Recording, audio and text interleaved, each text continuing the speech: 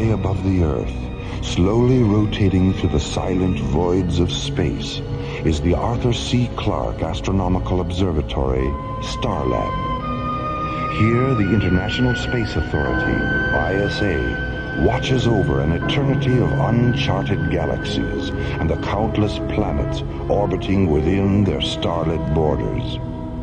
For 6 days and nights, 2 drone laboratory pods, the Osiris and the Anubis, have been floating in a safety orbit 1,500 kilometers beyond Starlab. Aboard the Anubis, physicist Paul Kramer is completing a dangerous hydrogen plasma experiment. 200 meters away aboard the Osiris, Starlab Research Director Maura Cassidy is monitoring the experiment's data and relaying it to the Mycroft computer aboard Starlab. It is July 19th, 2026, 0815 Universal Interstellar Time, as this week's adventure, The Keeper of Eight, takes us from the routine of a deep space laboratory experiment into the mysterious light and shadow of alien worlds.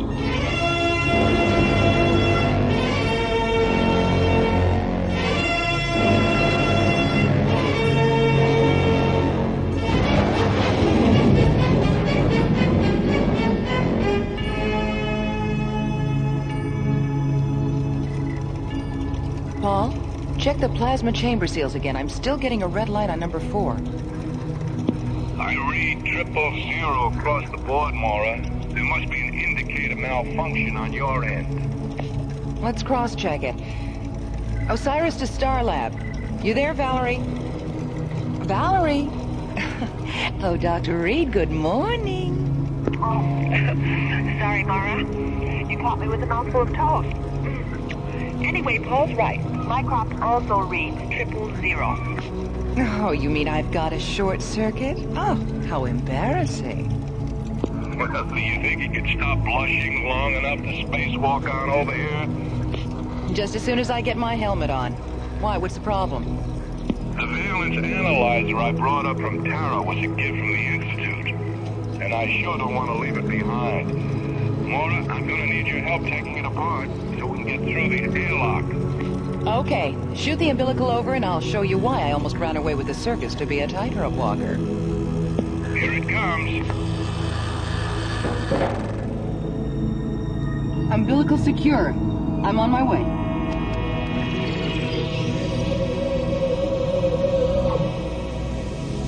Depressurizing her airlock, Maura swings open the hatch and floats from the zero-gravity interior of the Osiris into the starlit vacuum of deep space. Her tinted glass helmet and metallic yellow pressure suit glittering in the clean, white light of the sun.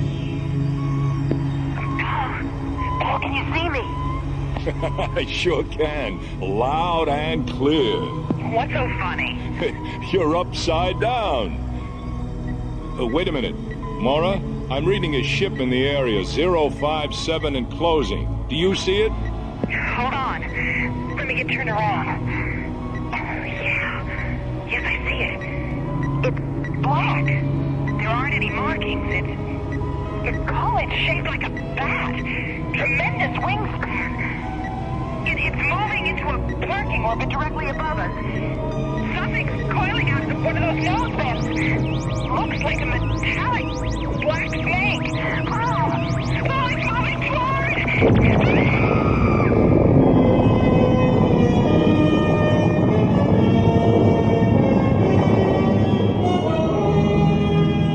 Meanwhile, at the nearby Stargazer security station, Captains John Graydon and Buddy Griff, unaware of what has happened at Vector 448, inspect the new ISA Deep Space Interceptor, Solaris.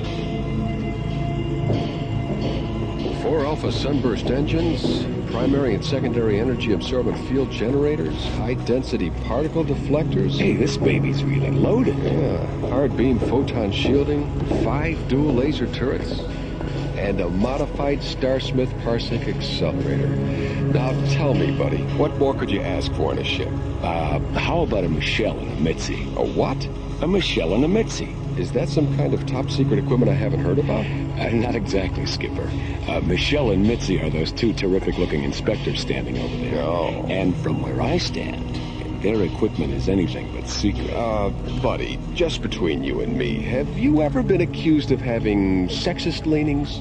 Let me put it this way, Skipper. Attention all paramedic search vessels. This is an emergency rescue alert. Pilots and crews, reports of the information office in your sector. Captains Graydon and Griff, please contact the bridge. Come on, buddy. Let's use the radio aboard the Solaris. Right.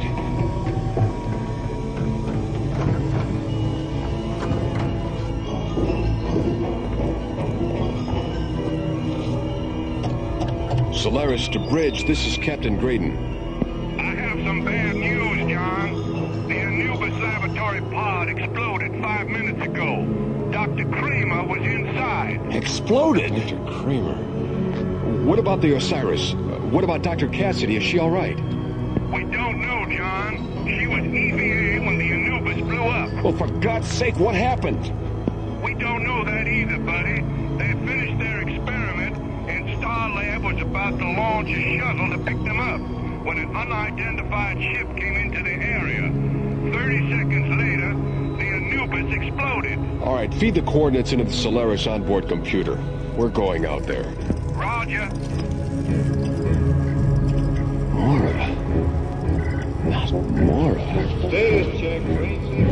Shocked by the tragedy of the Anubis laboratory pod explosion and fearing for the life of Dr. Maura Cassidy, John and Buddy prepare to launch the Solaris into Deep Space Vector 448, unaware that this is only the first step on a journey that will soon bring them into contact with not one, but two alien worlds.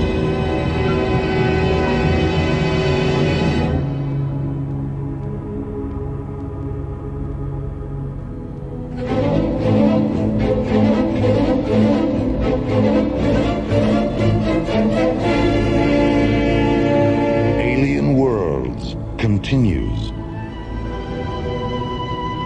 Two drone laboratory pods, the Anubis and the Osiris, float in a safety orbit beyond Starlab. Aboard the Anubis, Dr. Paul Kramer has just completed a dangerous hydrogen plasma experiment. Dr. Maura Cassidy has left the Osiris and is spacewalking between the two pods. Suddenly, an eerie, bat-shaped vessel appears from the dark vacuum of space and lashes out at the Anubis with a gleaming metallic black tongue. The Anubis erupts in a fury of twisting light and shattered metal. Dr. Kramer is killed instantly. Maura vanishes. The Osiris is carried away by the shockwave of the explosion. John Graydon and Buddy Griff streak toward the area aboard the Solaris, followed by Stargazer rescue ships. Meanwhile, the mysterious Batwing alien vessel moves into a parking orbit behind the moon.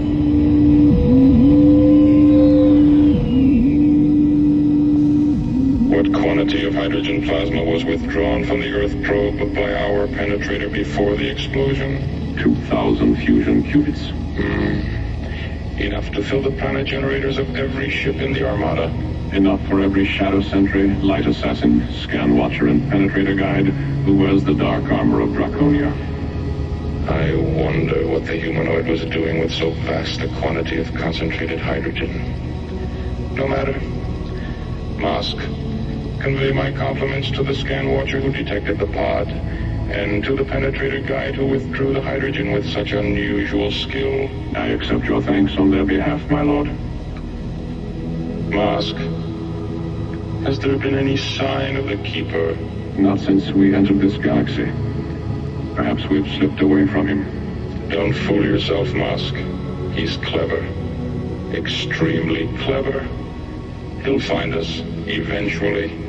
And when he does, he'll do everything in his power to prevent us from reaching the hydrogen fields of Terra. How much time will you need to assemble the Armada? It can be done within 4 solar days. Then do it. Yes, my lord. Where are you, Keeper? In this galaxy? On Terra? Or perhaps you're down there, on the dark side of the moon. As Mask prepares to assemble the Draconian Armada for an assault on Terra, and Warp fantasizes about a mysterious pursuer known only as the Keeper, John and Buddy enter Vector 448 aboard the Solaris and begin their desperate search for Maura Cassidy.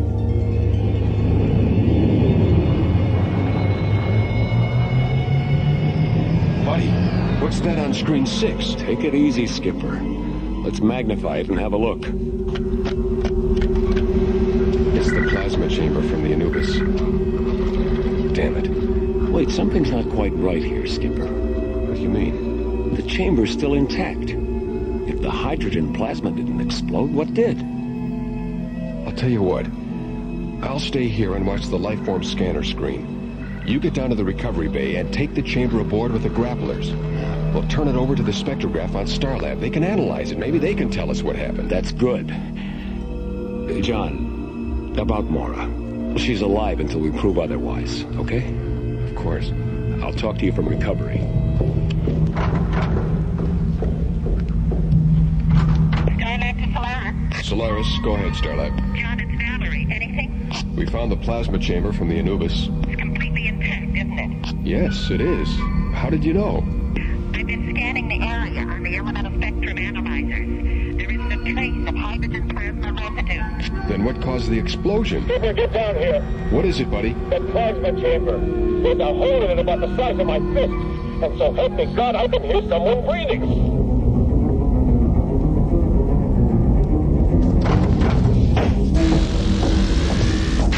Buddy, Skipper, grab that other pulse wrench off the wall. We've got to get this thing open. Where's the hole? There, on the other side. Listen. Come on, Skipper, come on. Watch out, buddy. Maura! Take her feet, buddy. Easy. Skipper, the whole left side of her helmet is split open. Maura, can you hear me? Get her gloves off and check her fingernails. They're normal, Skipper. No sign of anoxia. Her lips are normal, too. Let's get her out of the suit.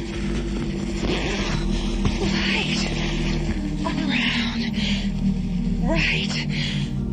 Blinding. Take it easy, Maura. You're safe now. Oh, safe. I'm safe.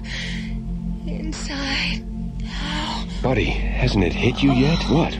We just took Maura out of a 1-ton plasma chamber, hermetically sealed from the outside, with no way in except through a 6-inch hole. Now, how in the name of God did she get in there?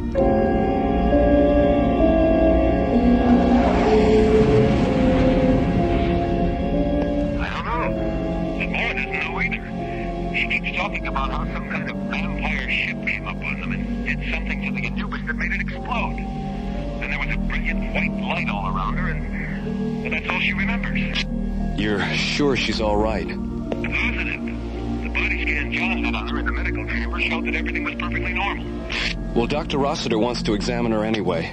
So take her directly to sickbay when you dock. Roger, Starlab. Solaris out.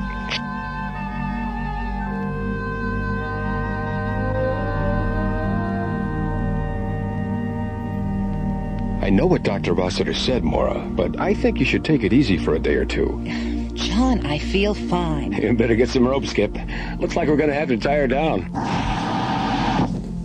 Hi, Maura. How you feeling? Oh, Valerie, am I ever glad to see you. What have you got there, Valerie? Your report. I'd like to go over it with you. Come on, buddy. We've got work to do. We'll be down in Docking Bay 4 if you need us, Maura. All right, see you later.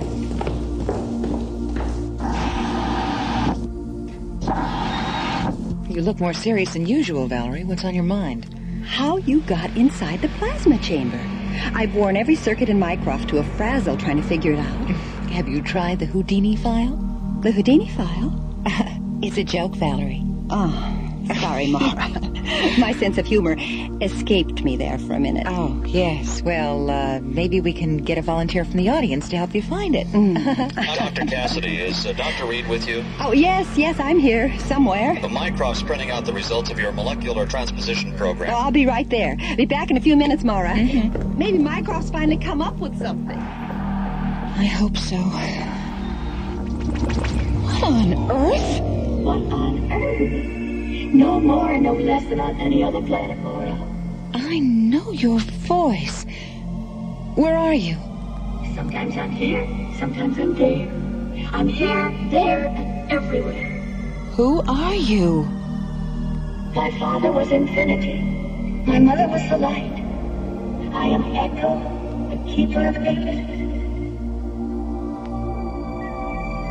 Translucent fragments of cool white light materialize in Maura's quarters and slowly puzzle together to form a calm, shimmering pool of ethereal radiance, free-floating in the center of the room.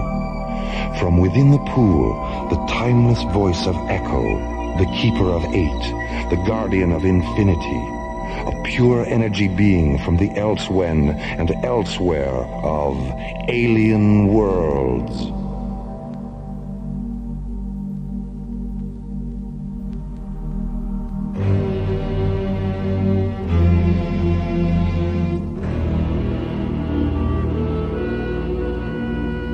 Alien Worlds continues. A mysterious alien vampire ship has destroyed the laboratory pod Anubis, killing physicist Paul Kramer. Floating in space near the Anubis, at the moment of its destruction, Maura somehow escapes death and is found by Buddy and John, sealed inside a plasma chamber from the Anubis. Her presence there, a logical impossibility.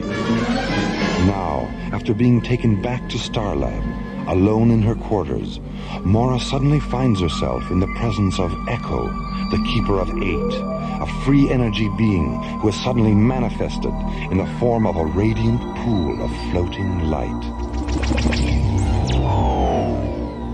I am the last of an ancient race of Star Watchers, a refugee from a parallel universe, destroyed in the subvoid annihilations that created the star system.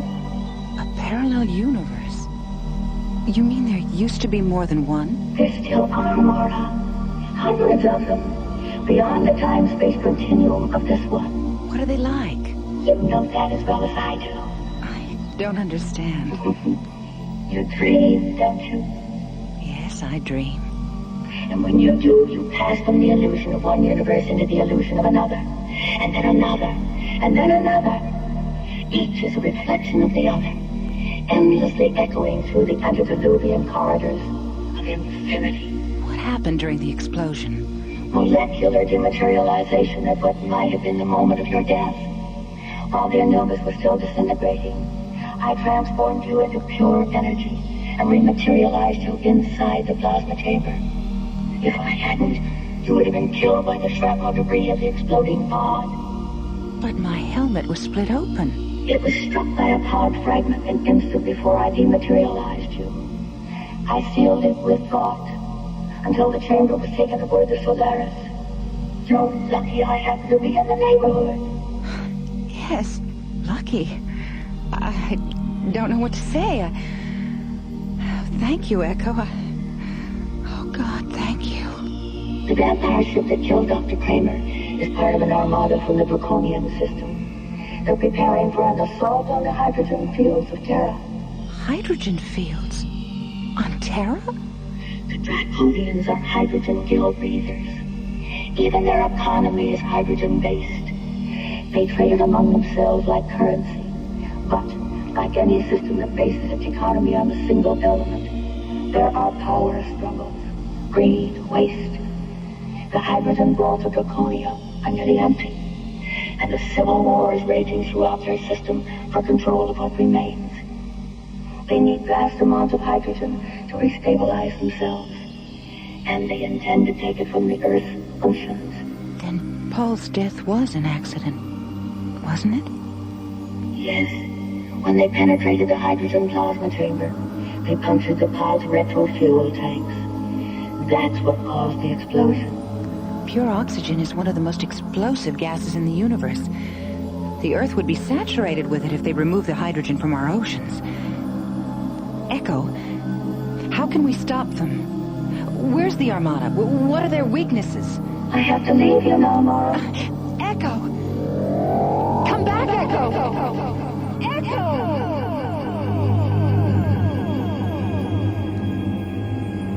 Echo? He called himself Echo? Are you absolutely certain you weren't having some kind of delayed stress reaction? John, you know me better than that, and I know me better than that. I believe you, Maura. I just wanted to be sure that you believed you. It all fits, Skipper. The problem now is how to deal with the Draconians. We don't even know where they are. I don't think that Draconian ship is very far away. Oh, Valerie, I forgot you were listening. Why? What makes you say that? The element scanners are reading a first magnitude concentration of hydrogen somewhere behind the moon. That might be it. Well, there's only one way to find out. Maura, do you feel up to a little ride in the Solaris? I certainly do. I'll meet you in the launch bay after I talk to Commissioner White. Hey, what about me? I don't know, Valerie. It could be dangerous. Danger is my middle name. Oh, I thought Daphne was your middle name. Oh, Maura. Okay, you can come along. Meet me in the communications center. Maura, is her middle name really Daphne? I was just kidding, buddy. Her middle name really is Danger.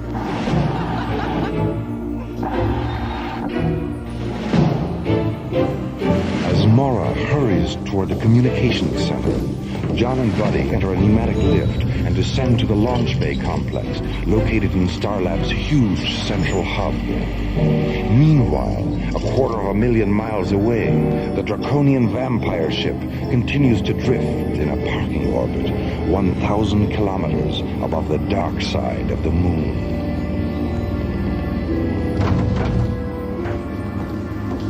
Your permission, my lord? Yes, of course, Musk. My time is yours. The Armada will enter this star system 2 solar days hence.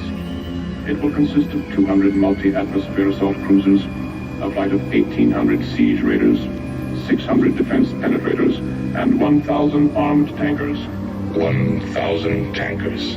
Excellent. That's twice the number I expected. How did you manage it, Mas? A bribe, my lord. 9,000 fusion qubits of hydrogen to the magistrate of the Opposition Alliance. Economic seduction. Still the broadest and most effective avenue to conquest, especially during a civil war. 9,000 fusion qubits. A small price to pay for 500 tankers the magistrate will never see again. My assumption is correct, isn't it, Musk? Yes, my lord. Our shadow sentries boarded the opposition tankers and neutralized the crews as the Armada was passing through the Twilight Meridian. Of course. The Twilight Meridian.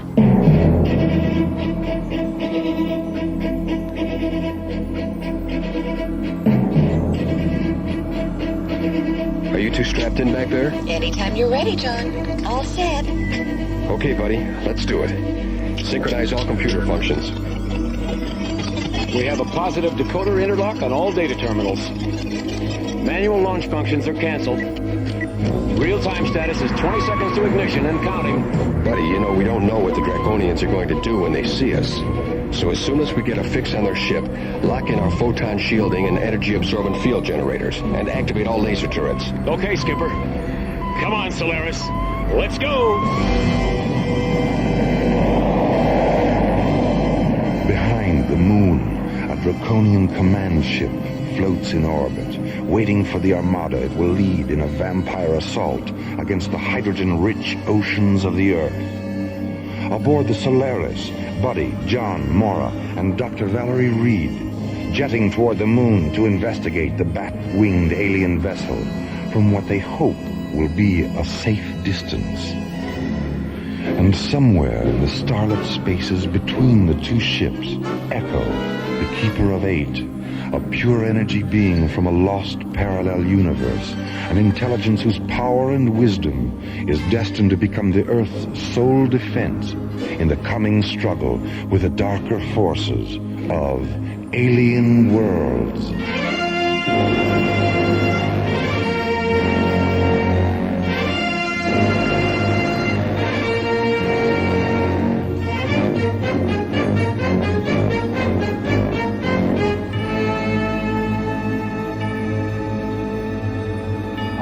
above Earth's windy skies, slowly rotating through the silent voids of space, is the Arthur C. Clarke Astronomical Observatory, Starlab. 1,500 kilometers beyond Starlab, 2 drone laboratory pods float in a safety orbit. Aboard the Anubis, Dr. Paul Kramer is conducting a dangerous hydrogen plasma experiment. Aboard the Osiris, Starlab Research Director Maura Cassidy monitors the experiment's data. As the experiment draws to a close, Dr. Kramer contacts Maura. Maura, I'm reading a ship in the area, 057 and closing. Yes, I see it. It's black. Shaped like a bat. Tremendous wingspan. It's moving into a parking orbit directly above us. Something's coiling out of one of those nose vents. Oh, it's moving toward! The Anubis erupts in a fury of twisting light and shattered metal, killing Dr. Kramer instantly. News of the tragedy is flashed to Captains John Graydon and Buddy Griff at the nearby Stargazer security station. The 2 pilots jet toward the area of the explosion aboard the new deep space interceptor Solaris, while the bat-winged alien vessel moves into a parking orbit behind the moon. What quantity of hydrogen plasma was withdrawn from the Earth probe by our penetrator before the explosion? 2,000 fusion qubits. I wonder what the humanoid was doing with so vast a quantity of concentrated hydrogen. Meanwhile, John and Buddy have located the plasma chamber from the Anubis, and as John watches the life-form scanner screen, Buddy takes the chamber into the ship's recovery bay with magnetic grapplers. Suddenly... Skipper, get down here. The plasma chamber. There's a hole in it the size of my fist. And so help me God, I can hear someone breathing. John rushes to the recovery bay where he and Buddy frantically unseal the huge plasma chamber with high-speed pulse wrenches. Inside, they find... Maura! Light. All around. Right. Blinding. Take it easy, Maura. You're safe now. Safe. I'm safe. Inside. Buddy, we just took Maura out of a 1-ton plasma chamber, hermetically sealed from the outside, with no way in except through a 6-inch hole. Now, how in the name of God did she get in there? John's question is answered 2 days later, when a shimmering pool of unearthly radiance appears to Maura as she sits alone in her quarters. From within the pool, the timeless voice of Echo, the Keeper of 8, the free energy being from a lost parallel universe. The vampire ship that killed Dr. Kramer is part of an armada from the Draconian system. The Draconians are hydrogen gill breathers. They need vast amounts of hydrogen to restabilize themselves. And they intend to take it from the Earth's oceans. Pure oxygen is one of the most explosive gases in the universe. The Earth would be saturated with it if they removed the hydrogen from our oceans. Echo, how can we stop them? Where's the Armada? What are their weaknesses? I have to leave you now, Maura. As Maura discusses the strange appearance and disappearance of Echo with John and Buddy, an intercom message comes through from Dr. Valerie Reed, head of Starlab's Plasma Research Unit. I don't think that Draconian ship is very far away. The element scanners are reading a first magnitude concentration of hydrogen somewhere behind the moon. That might be it. Well, there's only one way to find out. After boarding the Solaris, Maura, John, Buddy, and Dr. Reed jet toward the moon to investigate the bat-winged alien vessel as Part 2 of The Keeper of 8 takes us into the mysterious light and shadow of not one, but 2 alien worlds.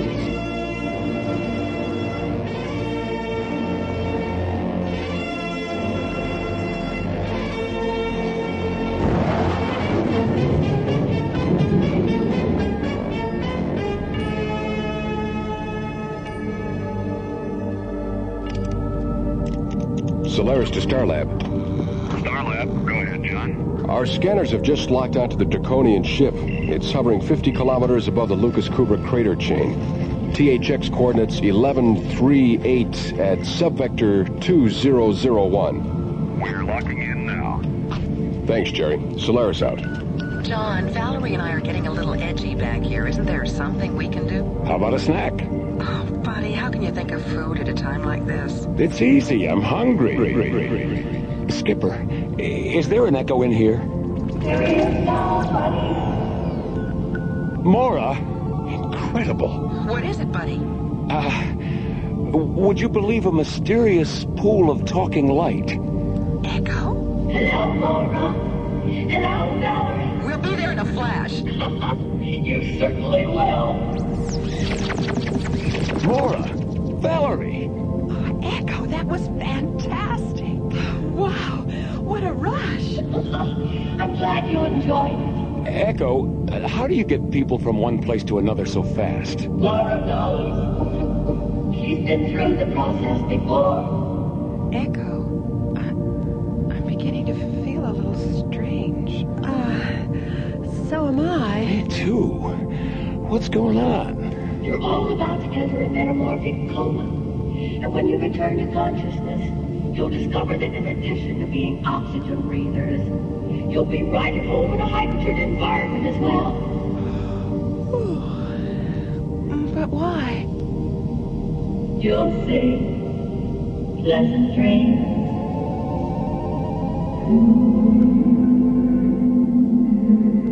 In The Rime of the Ancient Mariner, Samuel Coleridge writes, "O sleep, it is a gentle thing, beloved from pole to pole. She sent the gentle sleep from heaven that slid into my soul." A poem from the distant past, perfectly echoing the deep metamorphic future sleep that silently enfolds Maura, John, Buddy, and Valerie on the extraterrestrial frontier of an alien world.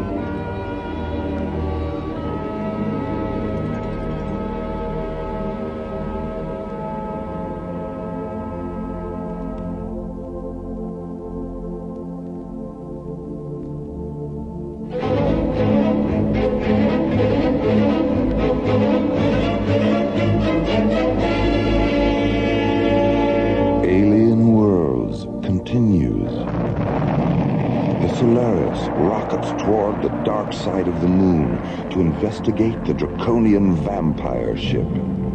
8 minutes away from visual contact with the alien vessel, Echo, the Keeper of Eight, materializes and subjects Maura, John, Buddy, and Dr. Valerie Reed to molecular transmutation.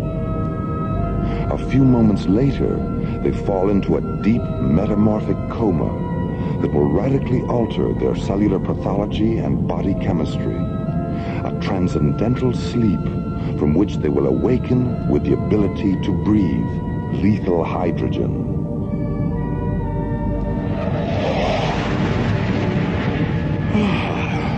What year is it? It's still 2026, buddy. How do you feel? Well, that's the best snooze I've ever had. Echo, why have you made it possible for us to breathe hydrogen? So you can survive aboard the Draconian vampire ship. Oh, yeah? And me without my wooden stake. And me without my Christopher Lee outfit. Echo, what do you want us to do? The very thing you all want to do. Go aboard their vessel and meet them face to face.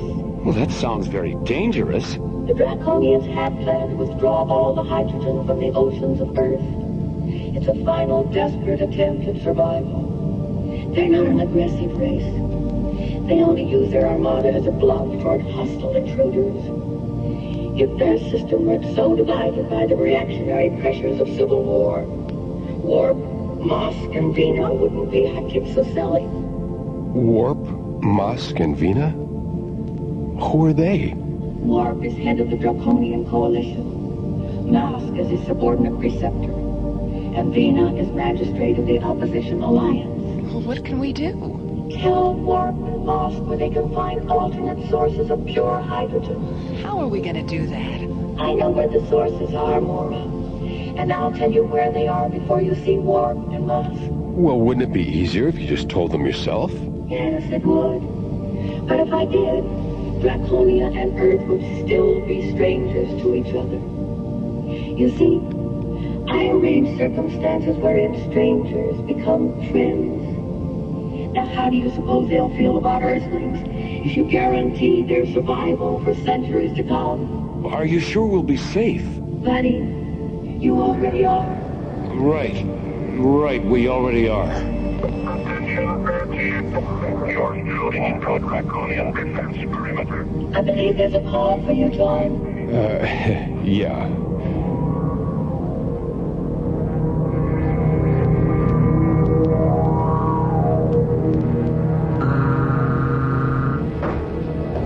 With your permission, my lord. My time is yours, Musk. The Earth vessel is holding its position. Is it a fighting ship? Yes, my lord. 5 binary laser turrets and an ancillary system of particle beam injectors. Then our destruction is a certainty. The Earthlings don't wish to engage us, my lord. They've asked permission to come aboard. For what reason? They claim to have information that will ensure the survival of Draconia. Without going to war? Yes, my lord. Without going to war. What is your opinion, Musk? They know why we're here. They even know our names. Those 2 facts alone lead me to believe they've had a visitation from the Keeper. The Keeper wasn't always our enemy, Musk. Yes, my lord. Chaos. Desperation. Oh, this terrible civil war.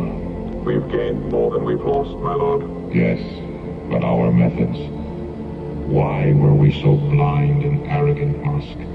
We should have begun our search for alternate sources of hydrogen half a century ago.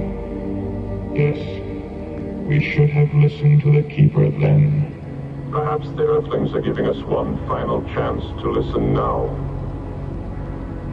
Have them come aboard, Musk. Yes, my lord.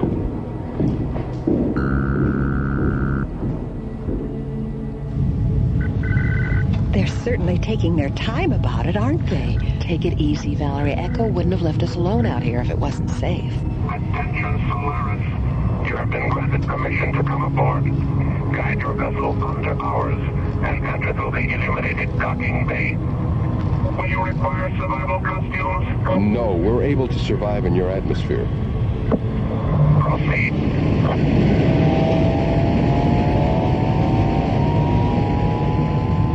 Firing the inertia rockets of the Solaris, John slowly guides the sleek white interceptor under the huge black draconian ship and enters a docking bay illuminated with diffused violet light. As the shadow sentries stand silent, Maura, Buddy, John, and Valerie move into the airlock of the Solaris and prepare to enter the hydrogen's strange atmosphere of an alien world.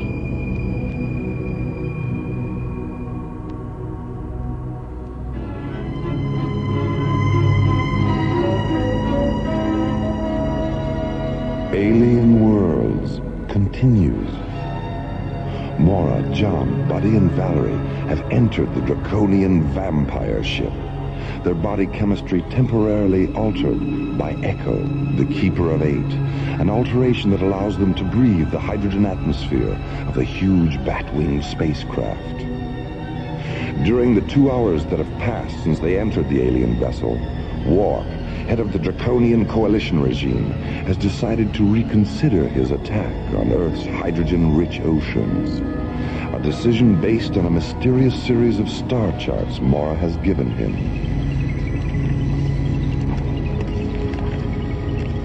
Forgive my skepticism, Maura. Are you absolutely certain these star charts are accurate? I'm positive, Warp.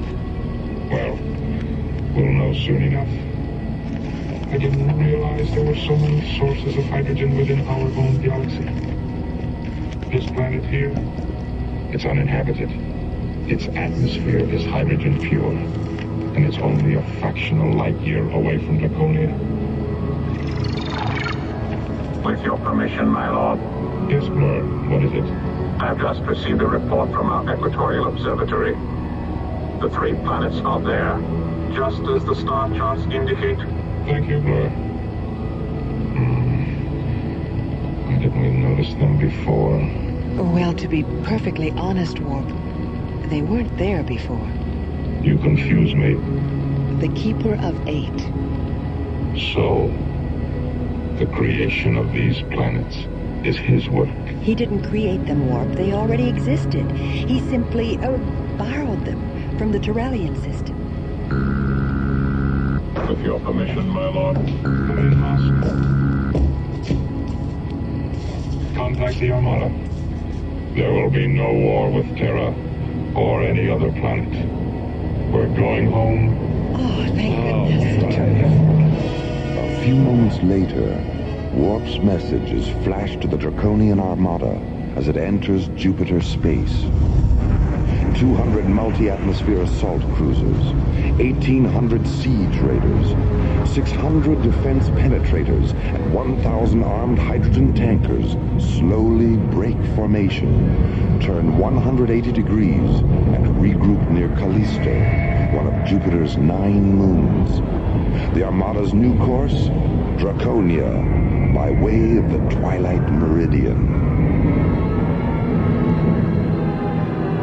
Meanwhile, in the launch bay of Warp's command ship, Maura, John, Buddy, and Valerie prepare to board the Solaris for their return flight to Starlab.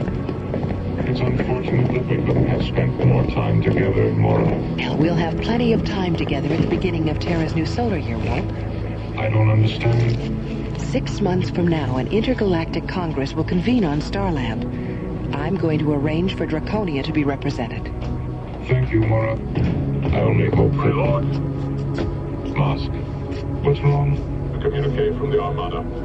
As it was leaving Jupiter space, it passed a flight of Opposition Alliance tankers and siege raiders. Vina is proceeding with the assault on Terra. Wasn't she told the Keeper has provided? She dismissed the information as a deceit tactic to prevent her from reaching Terra before we do. Then it looks like we're right back where we started. Buddy, where are you going? To use the radio in the Solaris. Somebody has to tell Stargazer to scramble those interceptors. That's my boy. Pilots and crews, attention. This is a priority combat alert. Launch factor, red. Rendezvous with Solaris at THX coordinates 1138, subvector 2001. As 3 squadrons of SET interceptors bank away from Stargazer and jet toward the dark side of the moon, John, Buddy, and Warp board the Solaris and blast out of the Draconian command ship's launch bay. The guidance thrusters on all our ships are located in outboard wing pods. By disabling any 2 pods on either wing, the ship will be unable to maneuver and will be forced to withdraw from combat. SET leader to Solaris, we have you inside, over. Max, is that you? In person, John, what's happening? There's a flight of Draconian ships between Jupiter and Mars. Subvector coordinates 047. Target grid Alpha 9 or 6. Attack pattern Omega Blue. Now this is a non-lethal engagement, Max. Direct your fire at their wing pods only. Roger, wing pods only. Okay, let's go.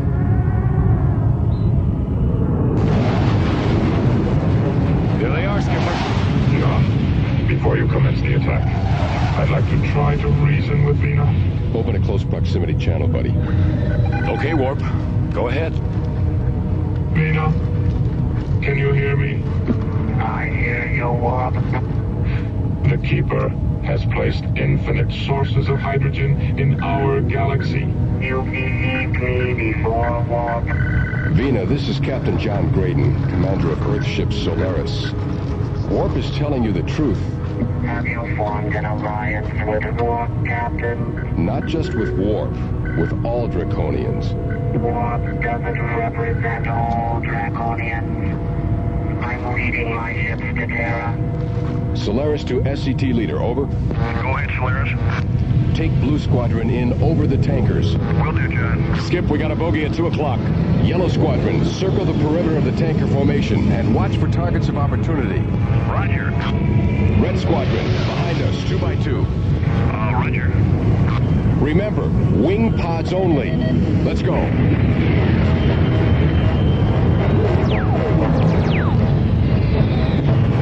Dive out of there, Blue 4. I'll take the other pod. Break it off, Yellow Niner. They're opening another gun port in the tail. I'm right behind you, Red 5. Let's go around again. Yellow 3, head off those 2 stragglers at 6 o'clock. Red Leader, get out from under that lead tanker. The wing is starting to break off.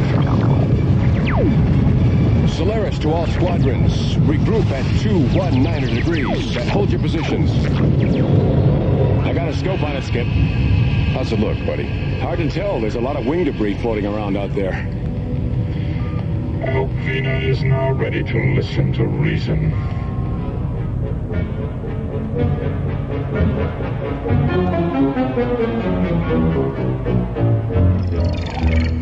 Vox, have you a casualty report? There are no casualties, Vina. Neither death nor injury. It appears that the attack objective was to disable our ships, not take lives. I don't understand. You haven't understood for a long time, Vina. Echo. Vina, whatever am I going to do with you? You're such a fool. Am I? Yes. And a stubborn one at that. The Earthship attack wasn't calculated to destroy you. Only your belief in armed force, and your conceit that you are right and war is wrong. War never determines who's right, Vina. Only who's left. Now, if you really care about the future of Draconia, you'll return to Warp Ship with Captain Graydon, and stay there until you and Warp resolve your differences. I'll go, Echo, but No buts about it, Vina. Remember, those 3 hydrogen planets are a gift. And what the Keeper gives up, the Keeper can darn well remove it.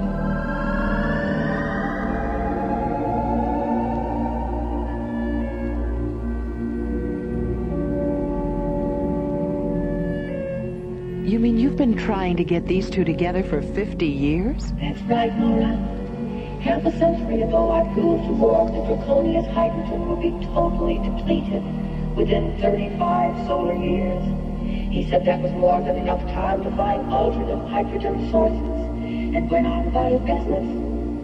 Then I told Vina, who finally made it known to the entire planet. But she turned around and used it as a political issue to agitate against war.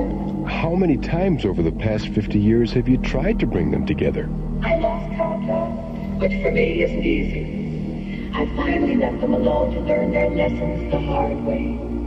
But when they decided to extend their foolishness to Terra, I came out of retirement. I'm glad it's over, Echo. yes, thank you for returning us to ourselves.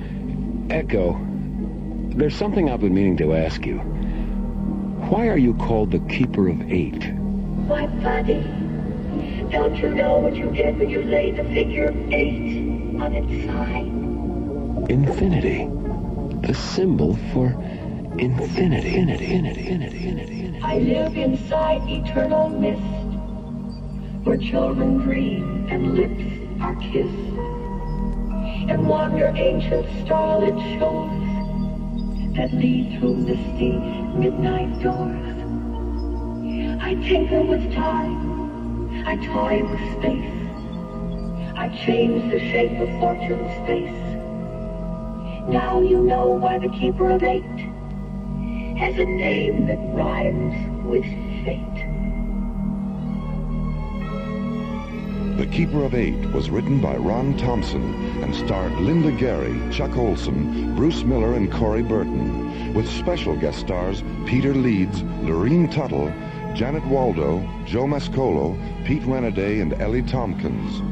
Special voice parts by Renee Faryar, Barbara and Tom Rounds, Nikki Wine, and Scott Payton. Associate producer Jeff Allen. Music director Tom Rounds. Our engineer was Stu Jacobs. Technical consultant Peter Sky. Vocoder by Kai Kraus.